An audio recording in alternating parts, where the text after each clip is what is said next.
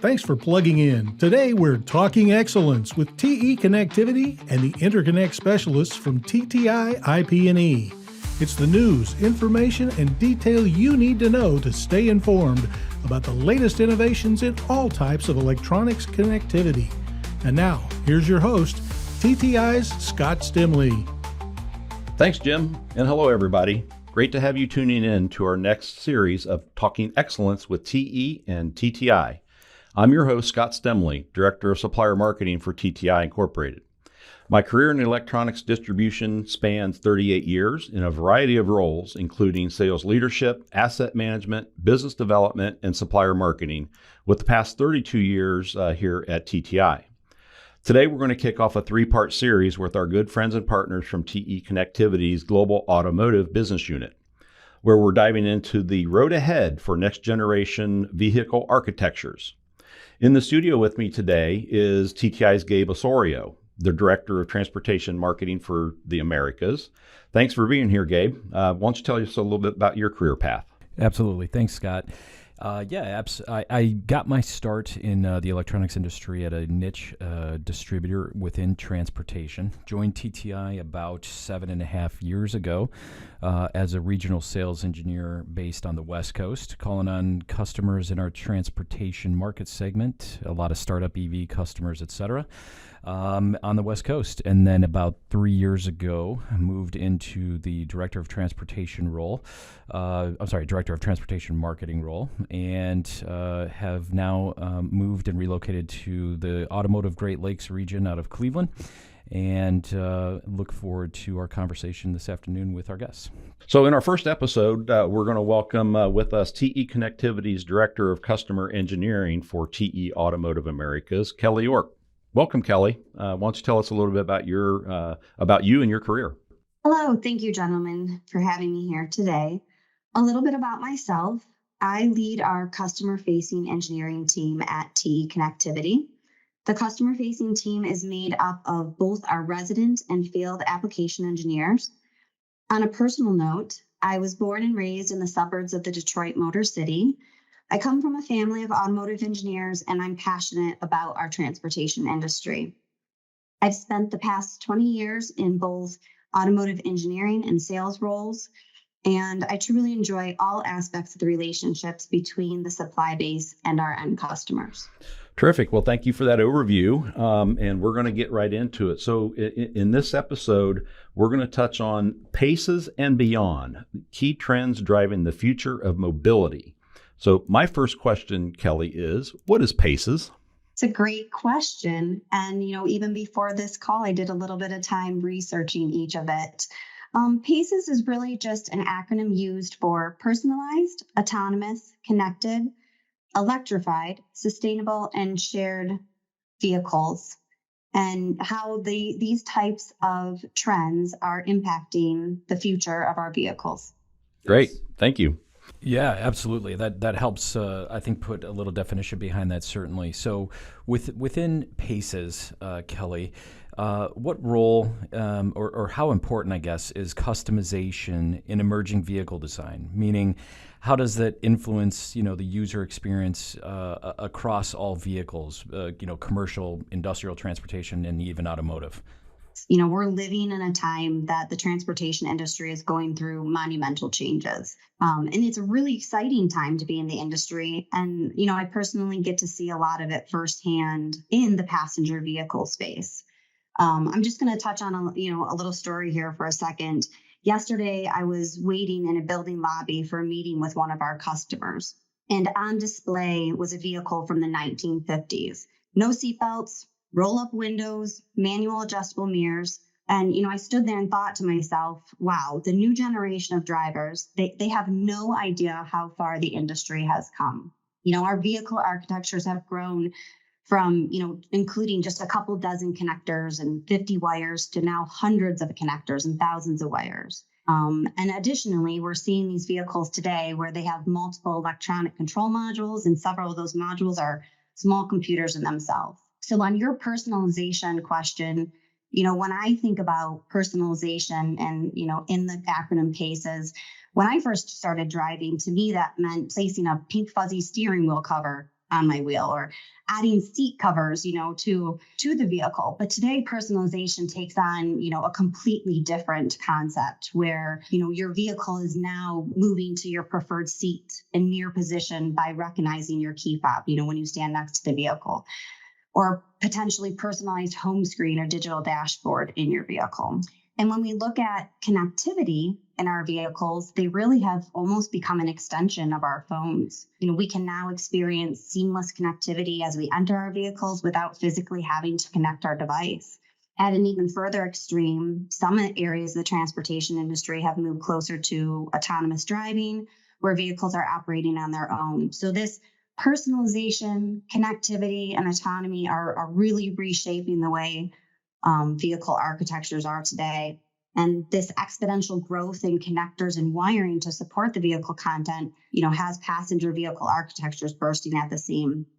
There is an enormous focus in the transportation industry to optimize the architectures and to provide the principles of PACES, that personalization, autonomy, connectivity, electrification, and shared mobility, at the same time trying to reduce cost. A TE provides connector solutions to support all areas of growth in the vehicle architecture. Thanks, Kelly. That's very helpful, I think. And, just to anecdotally add to that, I think, when you were describing the vehicle in the lobby, I think of that as the good old days of of cars, Yeah. Or at least automobiles. A right? simpler time. Yeah, exactly. Yeah. But certainly not for the industry. I think it's exciting what's happening and all of the options or customization that's taking place in a vehicle.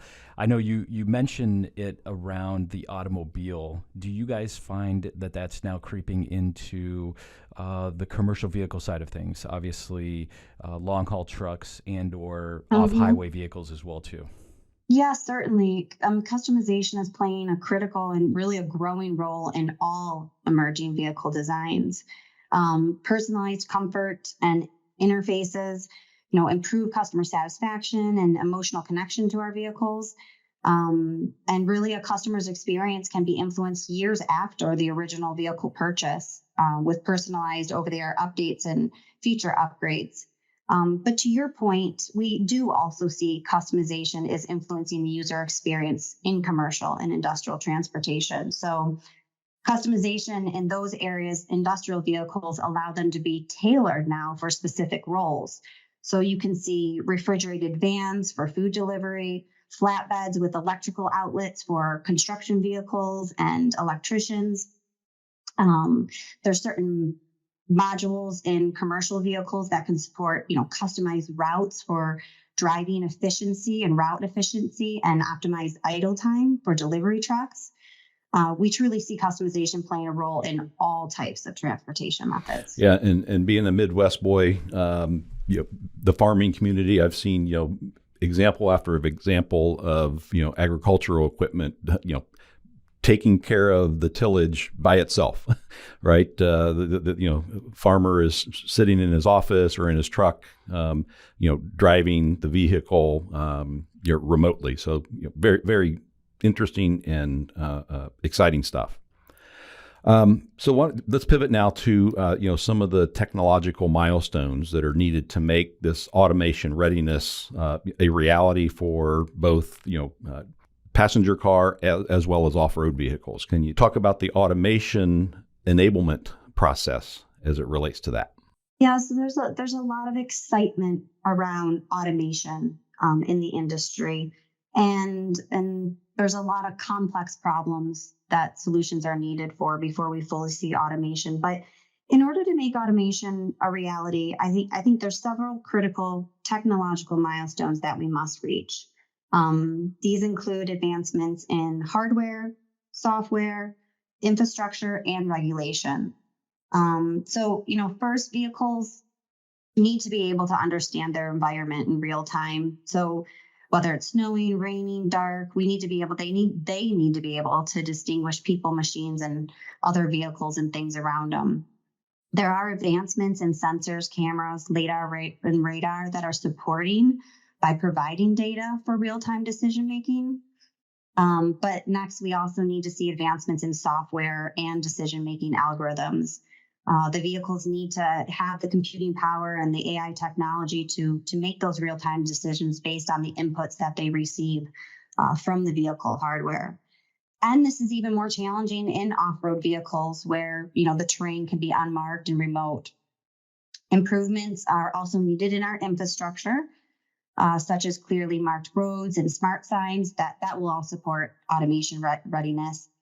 And then last, we're going to need to see some regulations around safety, liability, before we can really get people to, trust the automation. I think these are the biggest things that I see as critical milestones needed for readiness and automation. Yeah, it's interesting you say that, Kelly. Have you yourself taken a ride in one of the autonomous taxis yet, like a Waymo or any of the others? I have, but there was still a, driver or a just in case driver there sitting there in the vehicle that I was in while it was driving autonomously. So I have not gotten into a vehicle that was unmanned. It's slightly unnerving, I will say, but it is very interesting. And being in the industry that we're in, understanding all of the technology, the computing power, truly that's taking place in the background of what's happening there. The other example I was going to point out was, I'm not sure if you've seen the story of the self-driving cars in San Francisco just driving around a parking lot, honking their horns, trying to park. That's what I thought of when you said infrastructure needing to also be there as well too, right? Is a way for the system to learn and understand its surroundings a little bit better and clearer, right? Yeah. Yeah, that's great. Along with automation, obviously, there's certainly sustainability and electrification growth that needs to be accomplished as well too. What are some of the things or some promising approaches that you've seen in the marketplace to achieve both electrification and sustainability goals for these vehicles that are obviously meeting or need to meet evolving industry regulations? Sure. So as previously mentioned, it's a really exciting time to be in the transportation industry. Very exciting. There's a lot going on. But I think we also should recognize that it is a very volatile time too when it comes to industry regulations. We're seeing a lot of changes in the environment. So it is difficult to predict what will be the most successful approach to electrification and sustainability goals. Recently, we have seen some of our customers slow down on their commitments to go 100% electric. Instead, we've seen an increase in hybrid type vehicle offerings, such as plug-in hybrids and range extender electric vehicles. The hybrid approach supports improvement in sustainability initiatives towards that zero emissions, and it allows vehicle owners to ease into the electric vehicles. We offer a wide range of connectors for varying degrees of electric vehicles, so we'll support our customers on their unique approaches. The industry regulations surrounding sustainability at TE, we're also very committed to, supporting our customers on their value chain sustainability goals. Not just the emission side, but looking back at our value chain, supply chain to make sure that we're reducing our sustainability values for them. I think really it's really exciting to see that there is a larger focused effort from all of our customer base on improving the impacts that the transportation industry has on our environment. Would you agree that it's interesting you mentioned that there's some pullback, right, from some vehicle manufacturers on their electrification ambitions, or at least at how quickly that rollout was happening? Is it, in your opinion, safe to say that that's not necessarily an indication that electrification is dying or dead, but maybe more rather maybe a course correction of how rapidly the rollout of all electric vehicles is or was taking place, and the investment around it, obviously, that was so large so quickly? Yes, I think you hit the nail on the head. And this is, again, just my opinion, but it's just a little bit of a slowdown, not a complete halt at all. And I think that's for varying reasons, that you spoke to as well, that maybe the infrastructure wasn't ready there to support it. Um, just some of the geopolitical things we see happening, customer. This audio was created with Podcastle.ai. Some of the geopolitical things we see happening, customer adoption. They still like to have their choices. So I do feel that it's just a little bit of a slowdown or a repivot. I would agree. Yeah, that makes great sense. In one maybe last or additional follow-up question to that, in terms of kind of bringing the previous kind of four questions or three questions together, is it safe to say with the technology involved, or the increase in technology involved in a vehicle, the personalization aspect, and even automation or the autonomous vehicles that are coming to market, the potential or the reality of increased componentry, increased technology, or really a phrase we like to use is electronification of vehicles, right? The growing content within a vehicle. Safe to say that's going to continue to rapidly increase as well too, I would assume then, right? Electronification of vehicles, right? The growing content within a vehicle. Safe to say that's going to continue to rapidly increase as well too, I would assume then, right? I would agree with you. So yes, at this point in time, we continue like with the PACES to see the growth in vehicle architecture exploding kind of as I went back to and started it, as far as content. So the more requests that customers are looking for that personalization, for that connectivity, for the autonomy in their vehicle, you're going to see the content growing. I think we are at a point in the industry where the vehicle's architecture, again, is busting at the seams, and now they're looking for optimization. So that's where we see a large amount of focus. How do we optimize the content in that vehicle to be ordered to provide our customers? Yeah, that makes sense. Thank you. Good. So why don't we talk a second about shared mobility. I guess this is the vehicles talking to one another and the architecture that's involved with that. So, what kind of factors go into the modern vehicle architecture when it comes to shared mobility? Yeah, shared mobility, such as service-orientated and multi-user vehicles, that business model is influencing vehicle architectures, and we see it influencing in a couple ways. You see our customers creating vehicle platforms that scale from private vehicles to taxis. So they're now taking into account both personal use and potential rideshare use when they create their vehicle models, often establishing a base architecture that then can be built upon to suit both types of needs. Shared mobility vehicles need to support multi-user personalization. So not just, one or two user customization. And the architecture needs to account for additional features that include maintenance alerts, potentially location tracking, driver versus rider control access. And then in autonomous vehicles or remote operated shared vehicles, driver monitoring and passenger safety features are also needed. So again, all this additional functionality drives more hardware and software content into the vehicles, again, increasing those sensor connector and data processing needs.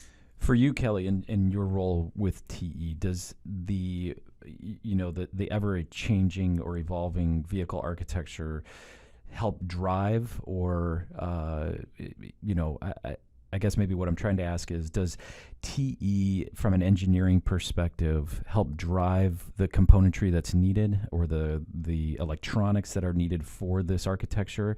Or is it kind of let the customer come to you with the problem and try to come up with a solution to try to find what new components that might not exist today, or new technologies that might not exist today, need to be created for solving the problems that we're seeing with this type of shared vehicle architecture? That's a good question. For even specifically for my team. So we're not driving the needs per se, but we are spending a lot of time looking at where the industry is headed, what we're seeing in the market, what trends we're seeing are being established, and what trends consumers are looking for. And we spend a lot of time trying to get ahead of providing solutions to our customers' challenges as they build vehicles to support those trends. So maybe not so much on the influencing driving side, but trying to be proactive in understanding what our customers are going to need, what problems they're going to run into as they're providing, new opportunities to their end users, and having a connectivity solution for them. Great, thank you. Well, that's great. Well, I think we're out of time for this episode. Kelly, any last thoughts or comments you'd like to make for our audience? No, just thank you very much for your time and for having me here with you guys today. I appreciate it. Well, thank you for sharing your insights and your time with us today as well, Kelly. I know I learned more than I knew walking in here, so that's good. So thank you again, and thank you to our listeners for plugging in. If you learned something today, you'll want to press play on episode 2 of this series. I'm Scott Stemley with TTI, and thank you for plugging in to Talking Excellence with TE and TTI. That's it for this episode of Talking Excellence. Join us next time for the podcast that brings together the specialists of TTI with the connectivity experts from TE, an insightful conversation about getting connected.